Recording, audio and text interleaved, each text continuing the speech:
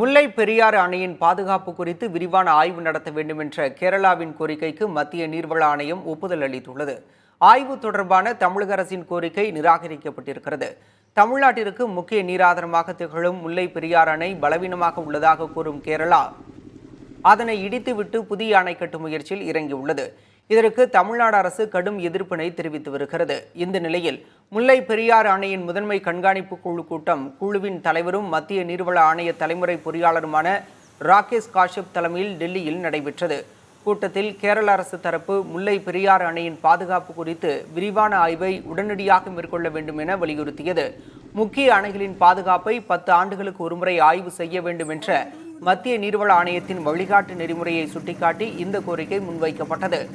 தமிழ்நாடு அரசு தரப்போ 2021ஆம் ஆண்டு அணை பாதுகாப்பு சட்டப்படி இந்த ஆய்வை 2026ஆம் ஆண்டு மேற்கொள்ள வேண்டும் என வலியுறுத்தியது. ஆனால் மத்திய நீர்வள ஆணையம் தமிழ்நாட்டின் கோரிக்கையை நிராகரித்து கேரளாவின் கோரிக்கைக்கு ஒப்புதல் அளித்துள்ளது. எனவே மத்திய நீர்வள ஆணையத்தின் நிபுணர் குழு அணையை ஆய்வு செய்ய உள்ளது. ஆய்வுக்கு முன்பு அணையில் பராமரிப்பு பணிகளை மேற்கொள்ள அனுமதி அளிக்க வேண்டும் என்ற தமிழ்நாட்டின் கோரிக்கைக்கு கேரளா எதிர்ப்பு தெரிவித்துள்ளது. அதே வேளையில் ஆய்வுக்கு தேவையான அனுமதிகளுக்கு உடனடியாக விண்ணப்பிக்குமாறு கேரளாவை மத்திய நீர்வள ஆணையம் அறிவுறுத்தியுள்ளது.